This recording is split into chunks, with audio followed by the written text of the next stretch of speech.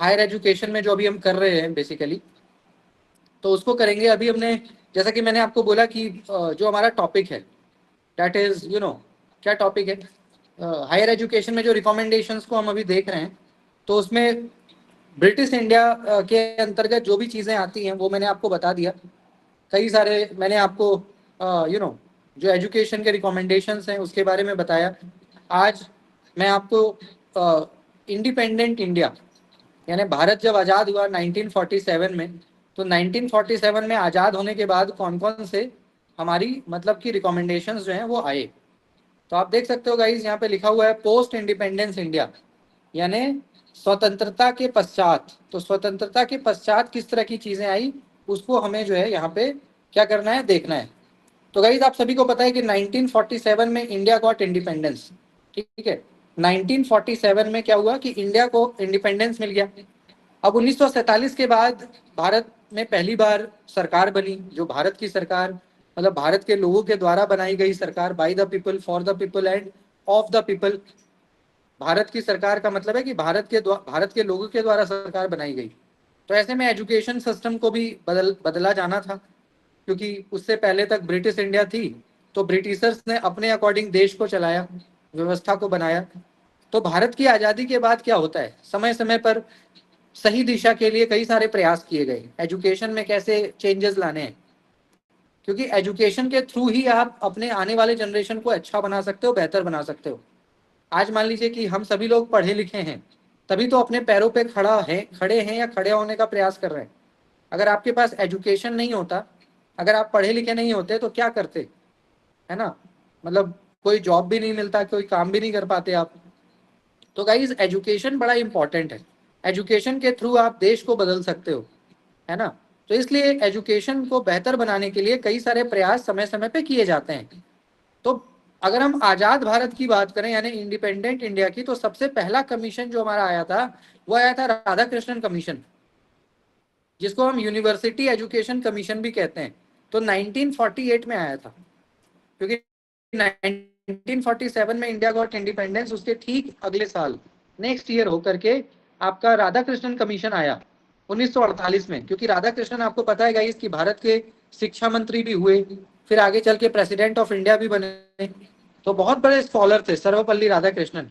उन्हीं के बर्थडे पे हम लोग टीचर्स डे भी मनाते हैं 5 सितंबर को, ठीक है। और इन्हीं के द्वारा गाइस पहला रिकमेंडेशन आया था, क्योंकि उस जमाने में उतने पढ़े लिखे लोग होते भी नहीं थे, तो बड़े गिने चुने लोग होते थे जो बड़े बड़े स्कॉलर्स। तो इन लोगों के द्वारा ही कई सारे चेंजेस किए गए, और हम इसको कहते हैं स्वतंत्र भारत का पहला शिक्षा आयोग, राधा कृष्णन कमीशन को। अब गाइस राधा कृष्णन कमीशन में कई तरह की बातों को हम कह सकते हैं कि ध्यान में रखा गया, क्योंकि आजाद, जैसा कि मैंने आपको बोला कि आजाद भारत का पहला शिक्षा आयोग था, है ना, आजाद भारत यानी इंडिपेंडेंट। तो ऐसे में गाइस इस आयोग पे बड़ी जिम्मेदारियां थी, बहुत रिस्पॉन्सिबिलिटी थी कि भाई क्योंकि देश आजाद हुए मुश्किल से 6 महीने 7 महीने हुए थे, तो अब देश को किस दिशा में ले जाना है। तो ऐसे में सर्वपल्ली राधाकृष्णन के चेयरमैनशिप में जो कमेटी बनी, उसने गाइस कई तरह के सुझाव दिए। पहला तो उन्होंने टीचिंग फैकल्टी को लेके दिया। टीचिंग फैकल्टी में उन्होंने गाइस टीचर्स को 4 कैटेगरी में बांटा। जो सबसे सीनियर हैं उनको प्रोफेसर, उनसे नीचे वालों को पाठक मतलब रीडर, उनसे नीचे लेक्चरर और उनसे नीचे ट्रेनी। ये 4 भागों में गाइस, कॉलेज लेवल की मैं बात कर रहा हूँ, कॉलेज लेवल पे ये 4 भागों में बांटा गया। और 2009 तक गाइस यही व्यवस्था चलती थी। 2009 तक असिस्टेंट प्रोफेसर, एसोसिएट प्रोफेसर करके कुछ नहीं था भारत में। 2009 से पहले तक यही चलता था। यानी आप जब किसी कॉलेज में ज्वाइन करते थे बिल्कुल फ्रेशर के नाते, तो आपको ट्रेनी के पोस्ट पे रखा जाता था, ट्रेनी या है ना, ट्रेनर या ट्रेनी काइंड ऑफ। उसके बाद 2-3 साल बाद आपको लेक्चरर की उपाधि मिलती थी, लेक्चरर। फिर आप करीब 5 साल 10 साल पढ़ाते थे, तब जाके रीडर बनते थे, और 10 साल पहले प्रोफेसर। तो ये होता था। 2009 तक इसी व्यवस्था पे चीजें चली भी। हालांकि बाद में 2009 में कपिल सिब्बल जब हमारे एजुकेशन मिनिस्टर हुए, मनमोहन सिंह जी की सरकार रही, तो उन्होंने अमेरिका बेस्ड एजुकेशन को अडॉप्ट किया। और अमेरिका में जो चलता है, ये हमारे देश में जो आप यूनिवर्सिटी का एजुकेशन सिस्टम देख रहे हैं, अमेरिका को हमने काफी कॉपी किया 2009 में, ठीक है। तो टीचिंग लेवल की अगर हम बात करें तो विश्वविद्यालयों में राधाकृष्णन कमीशन में ये बातें कही गई कि 3000 से अधिक जो हमारे यूनिवर्सिटीज हैं उसमें राधाकृष्णन कमीशन ने ये सुझाव दिया कि 3000 से अधिक, और जो कॉलेजेस हैं उसमें 1500 से अधिक स्टूडेंट्स की संख्या ना हो। अगर स्टूडेंट की संख्या ज्यादा हो रही है तो फिर नए कॉलेजेस बनाइए, नए यूनिवर्सिटीज बनाइए। एक कॉलेज में ज्यादा एडमिशन नहीं होना चाहिए। कोई एक कॉलेज है तो ज्यादा से ज्यादा उसमें 1500 बच्चे हों। यूनिवर्सिटी है तो मैक्सिमम 3000 बच्चों का ही उसमें एनरोलमेंट हो, ठीक है। इससे ज्यादा बच्चे होने पे उसको दूसरे कॉलेज में ट्रांसफर किया जाए। दूसरा ये गाइस कि कार्य दिवस, जो पहले गाइस वर्किंग डे होता था ना, ये साल में 180 दिन ही होता था। आप इमेजिन करिए कि साल में 6 महीना कॉलेज करीब करीब बंद रहता था, और ये 2009 तक चला। इसलिए गाइस पहले कॉलेज की नौकरी को नवाबी नौकरी कहा जाता था। भारत में 2010 से पहले कॉलेज में कोई अगर प्रोफेसर बन जाता था तो उसको नवाबी नौकरी था। क्यों? ये 6 महीना बंद रहता था। अब आप इमेजिन करिए कि 365 दिन में 180 वर्किंग डे होता था, यानी 180 दिन छुट्टी होता था, उस दिन आप कहीं जाइए। और ये भी जो वर्किंग होता था इसमें भी कई तरह का घपला था। घपला मतलब छुट्टी का कई तरह का प्रावधान था। तो कॉलेज में जॉब होने का मतलब था कि नवाबी जॉब, ऐसा कहते थे। अब तो चीजें बदल गई, अब तो 365 दिन कॉलेज खुला ही रहता है, नेशनल हॉलीडे को छोड़ करके। तो सिस्टम बहुत बदला। हालांकि ये शुरुआती दिन थे, तो उस समय पे कॉलेज का वर्किंग डे 180 होना भी बड़ी बात थी, क्योंकि जहां पे कुछ भी नहीं था वहां पे आपने कुछ तो किया। तो 180 डे, ऐसा राधाकृष्णन कमीशन में कहा गया कि कम से कम 180 दिन कॉलेज खुला रहे, माने पठन पाठन हो। बाकी बचे हुए दिन पे आपको जब एग्जाम कराना है तो कराइए। और क्योंकि पहले एग्जाम भी क्या होता था, साल में एक बार होता था। पहले जो एग्जाम होता था वो सेमेस्टर नहीं होता था, ये तो सेमेस्टर अब आया ना 2009 के बाद। पहले तो एनुअल एग्जाम होता था साल में एक बार, वो भी आपका मार्च अप्रैल के बाद, मतलब जून जुलाई में होता था, प्रत्येक साल में एक बार। इसके साथ ही साथ गाइस पहले जो फर्स्ट सेकंड और थर्ड आते थे, तो राधाकृष्णन कमीशन में ये कहा गया कि 70% से ज्यादा जो लाएंगे ना उनको फर्स्ट करो, 55% एंड अबव को सेकंड करो, और 40% एंड अबव को थर्ड। अब तो ये घट करके 60 हो गया। अब तो 60 वाले फर्स्ट हो जाते हैं ना, पहले 70 वाले फर्स्ट होते थे। तो पहले फर्स्ट आना मतलब किसी भी क्लास में, चाहे यूजी पीजी या 10 12, फर्स्ट आना बहुत टफ था। बहुत मतलब 1 in 1000, 1000 में एक बच्चा फर्स्ट होता था। इतना टफ होता था फर्स्ट होना, क्योंकि एक तो 70% में फर्स्ट था, ऊपर से कॉपी की जो चेकिंग होती थी वो भी बड़ी स्ट्रिक्ट होती थी, उतना फ्लेक्सिबल नहीं था। मेरी आवाज क्लियर नहीं है? Am I audible? मेरी आवाज क्लियर है? हेलो, ब्रेक हो रही है वॉइस, बीच बीच में आपकी आवाज ब्रेक हो रही है। नहीं, अभी अभी ठीक आ रही है मैम? अभी ठीक है आवाज? यस सर, अभी ठीक है सर। वो बोलते बोलते बीच में रुक रही है। अच्छा, अब ठीक है सर।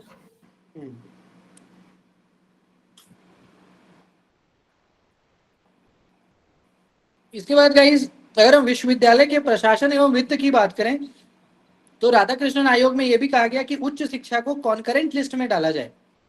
तो उस समय से ही गाइस आज भी, even today, education are still in concurrent list. जो हमारा शिक्षा है वो कॉन्करेंट का मतलब क्या होता है गाइस, कि एक ऐसा विषय जिसपे केंद्र और राज्य दोनों सरकार मिल करके फैसला लेगा। एजुकेशन पे कभी भी भारत सरकार अकेले फैसला नहीं ले सकता, उसको राज्य सरकारों से भी पूछना पड़ेगा। तो ये होता है कॉन्करेंट लिस्ट। यही कारण है ना कि एनईपी 2020 अभी तक लागू नहीं हो पाया पूरे देश में, अभी भी कई जगहों पे लागू नहीं हो पाया है। यही रीजन है, क्योंकि राज्य सरकार का भी सहमति होना पड़ेगा तभी होगा लागू। इसके साथ साथ गाइस ये भी कहा गया कि भाई एजुकेशन को केंद्र और राज्य मिलकर के चलाए, यानी स्टेट गवर्नमेंट को इग्नोर ना किया जाए, क्योंकि भारत एक डाइवर्स कंट्री है। हर जगह पे अलग अलग भाषा कल्चर का डिफरेंस है, एक जैसा तो है नहीं। कश्मीर से कन्याकुमारी तक कितने सारे कल्चर बदल जाते हैं, लैंग्वेजेस बदल जाते हैं, रहन सहन बदल जाता है। तो भैया सिलेबस भी आपको फिर उस तरह से चलाना पड़ेगा। जो तेलंगाना में सिलेबस चल रहा है या जो कंटेंट पढ़ाया जा रहा है वो बिहार में नहीं चलेगा। बिहार में कुछ कुछ चीज़ें बदलनी होंगी आपको, तो कल्चरल डिफरेंसेस है, ठीक है। इसके साथ ही साथ गाइस शिक्षा से संबंधित नीतियां बनाने के लिए केंद्र सरकार, यानी ये कहा गया कि एजुकेशन से रिलेटेड जो भी पॉलिसीज हैं, जो भी रूल्स हैं, वो तो सेंट्रल गवर्नमेंट बनाएगी, लेकिन पॉलिसी बनाने के बाद उसको राज्य सरकार का सहमति लेना पड़ेगा। यानी स्टेट गवर्नमेंट अगर मानेगा तभी वो नीति लागू होगा, अन्यथा नहीं होगा। ये यहाँ पे ऐड कर दिया गया। इसके साथ ही साथ गाइस यूनिफॉर्मिटी लाना, जो भी विश्वविद्यालय है या जो कॉलेजेस हैं उसके लिए यूजीसी को बनाया गया। आपको पता है गाइस कि राधाकृष्णन कमीशन 1949 में आया और 1953 में यूजीसी का निर्माण हुआ, जो यूजीसी आज भी हमारे साथ है, यूनिवर्सिटी ग्रांट कमीशन। तो ये कहा गया गाइस कि कॉलेजेस और यूनिवर्सिटी को कहीं ना कहीं गवर्न करने के लिए, दोनों को सही रूप से चलाने के लिए एक ऐसा बॉडी हो जो मॉनिटर करे, जो फंड वगैरह दे, पैसा वगैरह दे। तो इस चीज को देखते हुए यूजीसी आया 1953 में।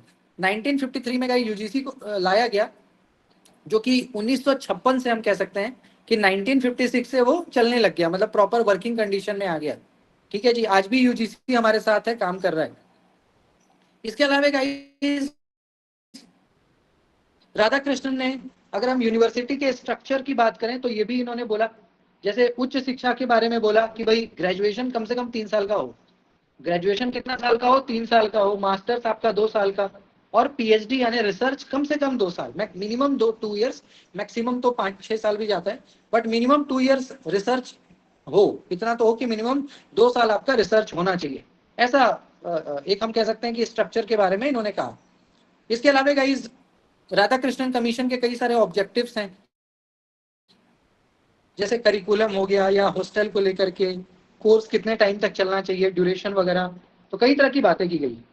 और राधाकृष्णन कमीशन क्योंकि भारत का पहला आयोग था, तो इसकी बहुत सारी बातें मानी गई। आज भी देखो यूजीसी चलता है, और भी अभी भी ग्रेजुएशन 3 साल का था, अपना 4 साल का हो गया लास्ट ईयर से। तो कई कई बातें ऐसी हैं जो आज भी, मतलब राधाकृष्णन आयोग की बातें आज भी, मतलब चलती हैं, मतलब आज भी लागू हैं। उसके बाद गाइस 1952 में आया मुदालियर कमीशन। 1952 में मुदालियर कमीशन को हम लोग गाइस सेकेंडरी एजुकेशन कमीशन भी कहते हैं किसी भाषा में, सेकेंडरी एजुकेशन कमीशन। तो 23 सितंबर 1952 को मद्रास यूनिवर्सिटी के जो वाइस चांसलर थे, उस टाइम के चांसलर हुआ करते थे डॉक्टर लक्ष्मण स्वामी मुदालियर। मद्रास यूनिवर्सिटी जो आधुनिक भारत का प्राचीन विश्वविद्यालय में से एक है, मद्रास, वहां के जो वीसी थे डॉक्टर लक्ष्मण स्वामी मुदालियर, उनके चेयरमैनशिप में गाइस एक कमेटी बनाई गई जिसका नाम क्या दिया गया? Secondary education commission. ठीक है, सेकेंडरी एजुकेशन कमीशन। और क्योंकि गाइस मुदालियर ही इसके वाइस जो वीसी थे, मद्रास विश्वविद्यालय के वाइस वाइस चांसलर, तो उन्हीं के नाम पे ये पड़ गया मुदालियर कमीशन। ठीक है, इसमें गाइस क्या बातें बोली गई? सबसे पहले तो ये कहा गया कि 3 साल का माध्यमिक, यानी जो सेकेंडरी एजुकेशन है आपका, जैसे 10, 11, 12 हो गया, तो उसको 3 साल का कम से कम हो। ठीक है, और 4 साल का उच्च शिक्षा, जिसको आप ग्रेजुएशन 4 साल का जैसे अब हुआ है ना, तो उन्होंने ये कहा कि जो हमारा उच्च शिक्षा है यानी ग्रेजुएशन कम से कम 4 साल का हो। ठीक है, और ये भी कहा गया कि एजुकेशन को मल्टी डिसिप्लिनरी बनाया जाए, मल्टीपर्पज स्कूल्स बनाए जाएं, बिजनेस ट्रेनिंग इंस्टीट्यूट्स बनाए जाएं। ये बहुत जरूरी है कि स्कूल में पढ़ाई के साथ साथ और भी चीज़ों को आपको सिखाया जाए, जैसे थोड़ा बहुत इंटर्नशिप करा दिया, बिजनेस करा दिया, थोड़े टेक्निकल स्किल्स सिखा दिए, तो ये चीज़ें सिखानी गाइस बड़ी जरूरी है। तो मल्टीपर्पज स्कूल्स का कंसेप्ट इन्होंने दिया। ठीक है, तो 1952 में ये आए। फिर गाइस हमारा आया 1964 का दौर। 1964 में एक बहुत इंपॉर्टेंट कमीशन आया जिसका नाम क्या था? कोठारी कमीशन।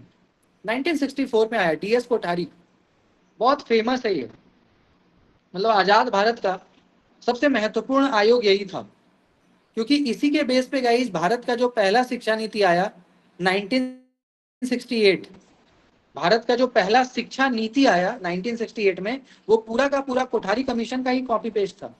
कोठारी कमीशन की सिफारिशों को उसमें पेस्ट कर दिया गया, मतलब एज इट इज लागू कर दिया भारत की जो पहली शिक्षा नीति बनी उसमें। तो कोठारी कमीशन आया था 1964 में, डॉक्टर डीएस कोठारी के नेतृत्व में, इनके चेयरमैनशिप में इसको लाया गया। और इसमें का ये सरकार को शिक्षा के सभी पक्ष और प्रकरणों के बारे में एक मॉडल के नाते डॉक्टर डीएस कोठारी, जो कि बहुत बड़े शिक्षाविद थे, वैज्ञानिक थे, उनको ये जिम्मेदारी दी गई कि आप एक ऐसा मॉडल बनाइए, आप एक ऐसा शिक्षा का मॉडल तैयार करिए जिससे पूरा भारत एक हो जाए, यानी कश्मीर से कन्याकुमारी और कलकत्ता से अहमदाबाद तक हम लोग एक तरह का सिलेबस, एक तरह का कंटेंट पढ़ा पाए, यानी one nation one syllabus, one nation one education, इस तरह का। तो एक नेशनल मॉडल इनको बनाने की जिम्मेदारी दी गई 1964 में।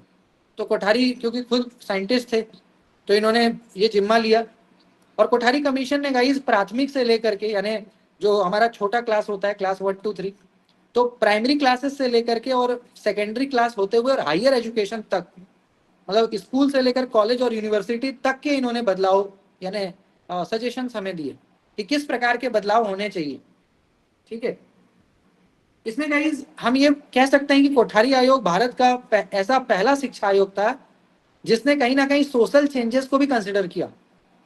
आप देखते हो दुनिया बदलता रहता है, समाज बदलता है, समय समय पे क्या है कि सोसाइटी बदलती है, सोच बदलती है लोगों की, तो उसको देखते हुए आप अपना पॉलिसी बनाओ, ये जरूरी है। तो ऐसे में कोठारी ने सोसाइटी को भी कंसिडर किया कि समाज की क्या जरूरत है, समाज में जो लोग रह रहे हैं, भारत की जो जनता है, उसके क्या एक्सपेक्टेशंस हैं, उसको ध्यान में रखते हुए कोठारी ने अपने सिफारिशों को बताया। क्या सिफारिश था इसका? पहला गाइस इन्होंने कहा कि एजुकेशन को अनिवार्य रूप से, यानी जब हम स्कूल जाते हैं, जब कॉलेज जाते हैं, तो वहां पर कंपल्सरली सोशल सर्विस की पढ़ाई हो, समाज सेवा पढ़ाई जाए। और समाज सेवा के साथ साथ गाइज आपको कार्य अनुभव यानी वर्क एक्सपीरियंस, यानी इंटर्नशिप, जिसको आज के भाषा में आप कहते हो इंटर्नशिप, कि आपको कहीं पे काम पे भेजा जाए, एक आध महीना किसी इंडस्ट्री में भेजा जाए ट्रेनिंग वगैरह के लिए, ताकि आपको काम करना आए। ठीक है, उस टाइम तो मशीन था नहीं, तो हाथ से काम करना सीखना, यानी हैंडमेड, कैसे हाथ से आप प्रोडक्शन कैसे करोगे, ठीक है, उत्पादन कैसे करोगे। तो इन चीजों को गाइज स्कूल में ये कहा गया कोठारी के द्वारा, क्योंकि गाइज आबादी हमारी बढ़ रही थी, रैपिडली ग्रो कर रही थी हमारी आबादी, तो उसको कंट्रोल करने के लिए बहुत जरूरी था कि आपको स्कूल में पढ़ने पढ़ाने के साथ साथ ये सब भी बताया जाए कि काम कैसे किया जाता है, वर्क एक्सपीरियंस। ठीक है जी। और इसके साथ साथ गाइज इन्होंने ये कहा कि सेकेंडरी एजुकेशन को व्यावसायिक बनाओ, क्योंकि जैसे आज हमारी आबादी हमारे लिए समस्या है, इंडिया की आबादी समस्या ही है एक तरह से, इतनी आबादी है, सबको जॉब चाहिए, घर चाहिए। तो उस समय पे गाइस, आप उस समय पे भी तो आबादी ऑलमोस्ट 60-70 करोड़ तो जरूर होगी 1970s में, है ना, 70-75 करोड़। उस टाइम तो हमारे पास इतना फंड भी नहीं था, इतना सरकार के पास पैसा भी नहीं हुआ करता होगा। तो ऐसे में गाइस कोठारी ने ये कहा कि क्लास 5 के बाद, यानी क्लास 6 ऑनवर्ड्स, जो एजुकेशन है उसको क्या बनाओ, वोकेशनल यानी व्यावसायिक बनाओ। इट मीन बच्चों को पढ़ाने के साथ साथ बिजनेस भी सिखाओ, मैनेजमेंट सिखाओ कि कैसे आपको बिजनेस करना है ना, ताकि कोई बेरोजगार ना रहे। बेरोजगारी से पार पाने के लिए आपको एजुकेशन में ये बताना पड़ेगा। इसके साथ साथ गाइज कृषि, क्योंकि उस टाइम तो गाइज आपको पता ही है कि भारत का 90% जनता जो है फार्मिंग करता था। 1970 में यही हालत था ना, 90% जनता फार्मिंग करता था, कृषि प्रधान देश है। तो ऐसे में फार्मिंग में बेटर कैसे हम लोग कर सकते हैं। पहले क्या था गाइस, बड़ी बड़ी जमीन पे खेती ना के बराबर होती थी। तो ऐसे में गाइस बच्चों को ये भी सिखाया जाए कि हम लोग एग्रीकल्चर को साइंस से कैसे जोड़ें, कृषि को विज्ञान से कैसे जोड़ें, ताकि पैदावार ज्यादा हो, हमारा प्रोडक्शन ज्यादा हो, मेहनत कम लगे। पहले मेहनत भी ज्यादा होता था, पैदावार भी कम होता था, प्रोडक्शन भी कम होता था। तो ऐसे में गाइस कृषि की शिक्षा, कृषि में विज्ञान, कृषि में रिसर्च को लाना, बच्चों को सिखाना कि भाई एग्रीकल्चर को कैसे बेटर कर सकते हैं, कैसे कम समय में ज्यादा से ज्यादा उपज कर सकते हैं। और साथ के साथ ये भी कहा गया कि यूनिवर्सिटी में एक ऐसी संस्था बनाओ, जितने भी भारत में जितने भी यूनिवर्सिटी हैं, वहां पे एक ऐसा छोटा सा डिपार्टमेंट बनाओ जो कि इंटरनेशनल स्टैंडर्ड को मीट करे। मान लीजिए कि वैश्विक जो चल रहा है, अमेरिका में जो चल रहा है, फ्रांस में जो चल रहा है, रशिया में जो चल रहा है, इराक में जो चल रहा है, या फिर जापान में, तो वहां जो चल रहा है वहां के एजुकेशन में, तो उसको देखते हुए विश्वविद्यालय में एक ऐसा संस्था, छोटा सा डिपार्टमेंट बनाओ जो इंटरनेशनल स्टैंडर्ड के बारे में बच्चों को बताए कि विदेश में क्या चल रहा है, विदेश के बच्चे क्या पढ़ रहे हैं, वहां पे क्या चल रहा है, वहां पे क्या सिलेबस है, क्या करिकुलम है, उसके बारे में। इसके साथ ही गाइस कोठारी ने 3 साल का कहा था कि ग्रेजुएशन 3 साल का, 4 साल का ऑनर्स, जो अब जाके आपका एनईपी में आया, 4 साल में आपको हो गया ना ग्रेजुएशन। अब ग्रेजुएशन 4 साल का है, 3 साल का, 3 साल पढ़ करके अगर आप छोड़िएगा तो आपको डिग्री मिलेगा, 4 साल पढ़ के छोड़ेंगे तब आपको ऑनर्स, ऑनर्स की डिग्री 4 साल में मिलेगी। अब आपको ग्रेजुएशन 4 साल का हो गया, एमए 1 साल का। तो ये कोठारी ने भी कहा था। और साथ ही साथ ये भी कहा कि हायर एजुकेशन की गुणवत्ता को सुधारने के लिए भारतीय शिक्षा सेवा लाना चाहिए।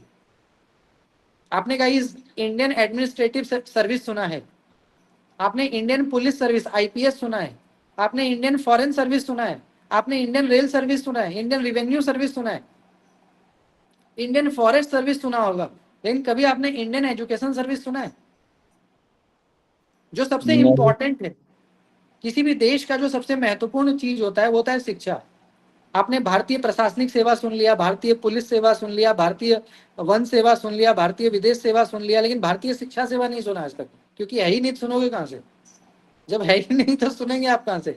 तो कोठारी ने ये भी कहा था, कोठारी ने यह भी कहा, कोठारी आयोग ने, कि भारत में जिस प्रकार से IAS, IPS, IRS, IFS, IPS उसी प्रकार से आईईएस, यानी भारत में शिक्षा में जो नीति बनती है, जो मान लीजिए यूजीसी का डायरेक्टर है या विश्वविद्यालय में जो चांसलर वगैरह जो बड़े पद हैं, मतलब जो डिसीजन मेकिंग पद है, मैं छोटे में बोलूं जो डिसीजन मेकिंग पद है, उसके लिए भी गाइस एक परीक्षा हो, एक आयोग बने, और वहां पे जो है वैसे लोग बैठे जो आईईएस को क्वालिफाई करके हैं, यानी इंडियन एजुकेशन सर्विस को, या जो प्रोफेसर हैं उनका एक परीक्षा हो और वो लोग फिर वहां जाएं।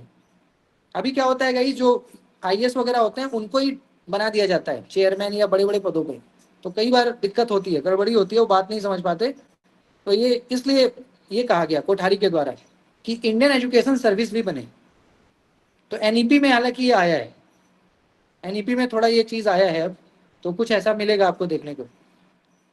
इसके साथ ही गाइस कोठारी कमीशन में ट्राइलिंगुअल फॉर्मूला को बोला गया कि कम से कम 3 भाषा, जैसे एक इंग्लिश तो खैर कंपलसरी था उस टाइम पे, आज भी है, तो इंग्लिश तो है, इंग्लिश के अलावा एक हिंदी या संस्कृत, और एक आप लोकल भाषा या कोई फॉरेन ऐसा, तो 3 भाषा, जैसे एक तो इंग्लिश हो गया, बाकी एक लोकल, आप जो डायलेक्ट आप जहाँ से हो वो लोकल देख लो आप, उसके अलावा हिंदी, संस्कृत या कोई ऐसी भाषा, उर्दू, तो 3 भाषा, ट्राइलिंगुअल फॉर्मूला को भी इसमें लाया गया, ठीक है, इंग्लिश के साथ साथ। और जैसा कि मैं आपको बता रहा था कि कोठारी आयोग में जो बातें कही गई, उन्हीं बातों को, उन्हीं सिफारिशों को नेशनल एजुकेशन पॉलिसी 1968, जो भारत का पहला शिक्षा, हम कह सकते हैं कि पहली शिक्षा नीति, अभी तक भारत में 3 शिक्षा नीति आया, 1968, 1986 और 2020, तो पहली शिक्षा नीति यही है। तो इस शिक्षा नीति में सारी बातें कोठारी, करीब करीब कोठारी आयोग की सारी बातों को इसमें मान लिया गया, और उन्हीं के रिकमेंडेशन के आधार पे ये आया, ठीक है। और इसमें का ये शिक्षा को पहली बार नेशनल इंपॉर्टेंस का बना दिया। नेशनल मतलब कि भारत सरकार इसको डायरेक्ट फंड करने लग गई, भारत सरकार इसको डायरेक्ट क्या करने लगी, फंड की, शिक्षा में जैसे फंडिंग वगैरह होता है, पैसा आता है, फिर उसी से तो काम होगा ना, तो नेशनल इंपॉर्टेंस का इसको घोषणा किया गया कि भाई शिक्षा पे जो है केंद्र सरकार फंड देगी, माने पैसा देगी, और पूरे भारत में कैसे शिक्षा का स्तर बेहतर हो उस पर जो है उस पर काम किया जाएगा। और मैं आपको बता दूं कि 1968 के शिक्षा नीति के ही तहत जो आज आप इग्नू में पढ़ते हो, आप में से कई लोग इग्नू के प्रोडक्ट हैं या रहे हैं, और नहीं है तो जानते हैं उसके बारे में, इग्नू, तो Indira Gandhi national open university का भी जो आइडिया है वो भी इसी में आया था। 1968 के एजुकेशन पॉलिसी में ये मतलब आइडिया रखा गया था कि इग्नू बनना चाहिए, ताकि जो लोग घर में रह के पढ़ना चाहते हैं वो पढ़ पाए। तो कई बार ये क्वेश्चन भी आता है कि इग्नू का जो कंसेप्ट है वो कौन से पॉलिसी में आया था, तो पहले वाले में ही आ गया था। इसके बाद गई 1968 के बाद 1986 यानी दूसरा शिक्षा नीति आया, करीब हम कह सकते हैं कि 25 साल, 20-22 साल के बाद, जब राजीव गांधी प्राइम मिनिस्टर बने, तो राजीव गांधी के टाइम पे ही आया 1986 वाला जो शिक्षा नीति है।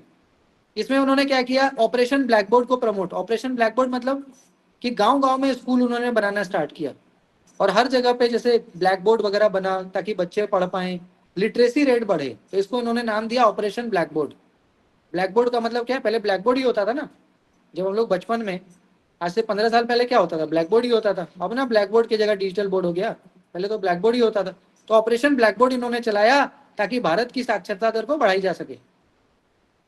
और यही नहीं, ग्रामीण भारत में भी इन्होंने जमीनी स्तर पे काम किया। और जो महात्मा गांधी का सपना था, जो कल मैं आपको पढ़ा रहा था, वर्धा कमीशन, वर्धा कमीशन 1917 वाला है ना, 1937 वर्धा आयोग, तो वर्धा आयोग में जिसमें गांधी जी ने कहा था कि रूरल यूनिवर्सिटी, तो उनके सपनों को पूरा करने के लिए इन्होंने कहा कि गांव में विश्वविद्यालय बने, गांव में कॉलेज बने, ग्रामीण क्षेत्र में बने, तो उसके लिए इन्होंने काम किया। तो इन्होंने कहा कि शहर में तो खैर है ही, गांव में कॉलेज होना चाहिए, विलेजेस में इंस्टीट्यूशंस हो, तो वहां पे इन्होंने फिर बनवाना स्टार्ट किया। और ये भी कहा गया कि 14 साल तक के बच्चों को फ्री एजुकेशन कर दिया। 14 साल मतलब क्लास 8 तक, ऑलमोस्ट क्लास 8 तक फ्री पढ़ो, सरकारी मतलब सरकार के पैसे पे फ्री, 14 ईयर तक आप सरकारी स्कूल में फ्री पढ़ सकते हो।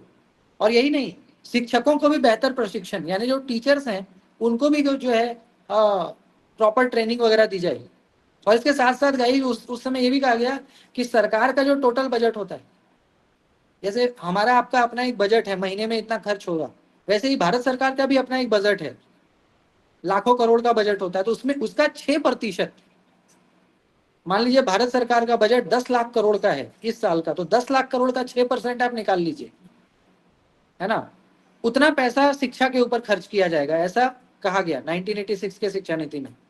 इसके अलावा ट्राइलिंगुअल फॉर्मूला, ये तो पहले भी था कि भाई कम से कम 3 भाषा तो आपको आए, एक तो इंग्लिश होना चाहिए, इंग्लिश के साथ साथ हिंदी या संस्कृत, उर्दू और एक लोकल या फॉरेन लैंग्वेज आप जान सकते हो।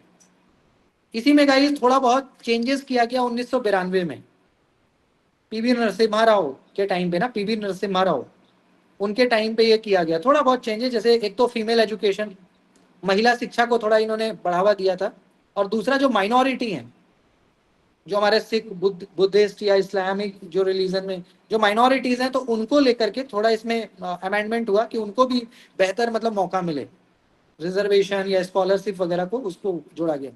इसके अलावा गाइस 10+2 का जो कॉन्सेप्ट है, पहले तो गाइस 10th के बाद हम लोग +2 कॉलेज से करते थे, आज से 15-20 साल पहले 10th के बाद +2 कहाँ से होता था, कॉलेज से।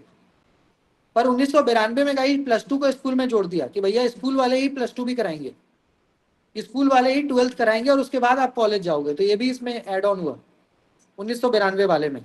इसके अलावा गाइस डिस्टेंस एजुकेशन को भी कहा गया कि डिस्टेंस एजुकेशन को प्रत्येक राज्य में बनाओ। आज देखते हो इग्नू का सेंटर आपको राज्य के हर एक जिला में है, इग्नू का सेंटर हर एक जिले में आपको मिल जाएगा, जिस भी डिस्ट्रिक्ट से आप हैं, भारत का जो भी जिला आपका पड़ता है वहाँ इग्नू का केंद्र है। अब तो प्रखंड स्तर पे हो गया, तो ये भी बात कही गई कि डिस्टेंस एजुकेशन को भारत के कोने कोने तक पहुंचाइए, ठीक है। और इग्नू इग्नू का भी निर्माण यहाँ स्टार्ट किया गया, इग्नू का विस्तार। तो इग्नू गाइस आपको जैसा कि मैंने बताया कि विश्व का सबसे बड़ा मतलब छात्रों का जो इनरोलमेंट की दृष्टि से बात करें तो मैक्सिमम स्टूडेंट जो है, सबसे ज्यादा छात्र वो इग्नू के। इसके अलावा guys technical education, cultural education, या हम कह सकते हैं कि व्यवसाय परक, छात्रों को व्यवसाय परक बनाना, बिजनेस ओरिएंटेड बनाना, कि पढ़ाई के साथ साथ थोड़ा काम करना भी सीखो। Learning with earning, learning with earning, तो इसका जो आइडिया है, लर्निंग विथ अर्निंग का जो आइडिया, ये कैसे आएगा, तो इसको लेकर के भी हम कह सकते हैं गाइस कि 1992 का जो शिक्षा नीति आया, तो 1992 के शिक्षा नीति में लर्निंग विथ अर्निंग के कॉन्सेप्ट को भी मतलब बढ़ावा दिया गया। ये बोला गया कि व्यवसाय परक शिक्षा जो है आपका होना चाहिए, ठीक है। तो ये था 1986 का एजुकेशन पॉलिसी, जिसमें थोड़े बहुत सुझाव आप कह लो, थोड़े बहुत संशोधन यानी अमेंडमेंट्स यानी चेंजेस थोड़े बहुत किए गए, ठीक है। तो ये था। इसके अलावा कुछ और भी रिकमेंडेशंस हैं, उसको भी हम पढ़ेंगे कल की क्लास में। जब हम कल मिलेंगे तो और भी जो रिकमेंडेशंस हमारे हैं उसको हम कल की क्लास में देखेंगे। अभी भी करीब ऐसे 15 के आसपास और हैं, 15-20 जो रिकमेंडेशंस आपके ज़्यादा इंपॉर्टेंट हैं, जो रिसेंटली आया है ना, तो उसको कल के क्लास में मैं बताऊंगा आपको। आज के लिए इतना ही। आज हमने कई सारे रिकमेंडेशंस को देखा, इसको आपको याद भी करना पड़ेगा क्योंकि आजकल इससे 2 क्वेश्चन आ रहा है। जितने भी रिकमेंडेशंस मैं आपको पढ़ा रहा हूँ इससे 2 क्वेश्चन आजकल आ रहा है, तो इसके लिए आपको इसको याद भी करना पड़ेगा कि कौन सा रिकमेंडेशन कौन से वर्ष में आया और उसके क्या ऑब्जेक्टिव थे, क्या महत्वपूर्ण बातें बोली गई, ये सारी चीज़ें आपको थोड़ा सा रट्टाफिकेशन करना पड़ेगा, ठीक है, वरना भूल जाओ। तो थोड़ा ये रटने वाला टॉपिक है समझने के साथ साथ। तो यही था गाइस इसी क्लास में। आप में से किन्हीं को डाउट है तो बताइए। देखिए बिजनेस एजुकेशन या टेक्निकल एजुकेशन का जो विषय है, ये देखिए 1968 से ये बात है, लेकिन आप ये महसूस करते होंगे गाइस कि ये बहुत जरूरी है। ये पेन पेपर पे ज्यादा है ना, ये प्रैक्टिकल लेवल पे आज तक आ नहीं पाया, मुझे लगता है बहुत अच्छे से पेन पेपर पे है कि स्कूल में ही थोड़ा बिजनेस की पढ़ाई कराना, थोड़ा टेक्निकल, ये सब पेन पेपर पे ज़्यादा है, फॉर्मेलिटी ज़्यादा है, प्रैक्टिकलिटी कम है। लेकिन अगर ये हो तो बहुत अच्छा है। जैसे हमारे यहाँ पे भारत में लर्निंग विथ अर्निंग को गलत माना जाता है, हमारी संस्कृति में हमारे यहाँ ये कहा जाता है कि भाई पढ़ाई पे ध्यान दो, पढ़ाते टाइम पैसा का मत सोचो। अगर आप पढ़ रहे हो तो पढ़ते टाइम जो है पैसे का मत ज़्यादा सोचो। पर कहीं ना कहीं गाइस अगर आप अपने पढ़ाई के साथ साथ अपने स्किल पे काम नहीं करोगे तो बहुत लंबे समय तक बेरोजगारी आपको फेस करना पड़ेगा। हमारे भारत में क्या है, लोग 35-35 साल 40-40 साल तक के हो गए, वो आज भी बेरोजगार है, कंपटीशन की तैयारी कर रहे हैं कि मेरा कोई कंपटीशन होगा तो मेरा जॉब होगा। ऐसे मैक्सिमम बच्चे भारत में आज भी हैं स्टिल टुडे। उसका कारण क्या है कि उनको उस तरह का एजुकेशन नहीं मिला कि वो साथ के साथ कुछ अपनी व्यवस्था बना पाए। लेकिन अगर हमें स्कूल में ही ऐसा मिल जाए, स्कूल में ही हमें कुछ सिखाया जाए, साथ के साथ पढ़ाई के साथ साथ कुछ स्किल सिखाया जाए, कुछ हमें बिजनेस ओरिएंटेड चीजें पढ़ाई जाए, प्रैक्टिकल सिखाया जाए, तो कहीं ना कहीं जो अनएम्प्लॉयमेंट का इशू है इतने बड़े लेवल पे, वो नहीं होगा ना कुछ आप करोगे, कुछ ना कुछ अपने लिए रास्ता बनाओगे, और उससे क्या होता है, अपॉर्चुनिटीज फिर आती है ना। तो हालांकि ये अब धीरे धीरे हो रहा है, बट फिर भी मुझे लगता है कि पेन पेपर पे ये ज्यादा है, प्रैक्टिकलिटी में कम है। अभी भी ट्रेडिशनल एजुकेशन या ग्रेजुएशन एक तक कहाँ फॉर्मेलिटी। अभी भी है सर। जी मैम। ग्रेजुएशन तक तो अभी भी नहीं है सर। यदि हम लोग इंजीनियरिंग या कुछ और दूसरा चीज करते हैं तो उसमें देखते हैं कि जैसे कि हायर एजुकेशन में कि उसमें देता है इंटर्नशिप वगैरह, लेकिन उससे पहले कहाँ कहीं कुछ देता है। बच्चे हाँ हायर वही मैं कह एजुकेशन रहा हूँ में मैम कि जाते पेन हैं। पेपर पे ही है। जी जी, पेन पेपर पर ही है। और ये सबसे बड़ा फॉल्ट मेरे को लगता है सर, क्योंकि जब तक बच्चे समझदार होते हैं ना, तब तक उनको बैठने की आदत लग गई होती है कि माँ बाप ही देंगे, और फिर वो खुद से फाइट करना नहीं चाहते हैं पढ़ाई के बहाने।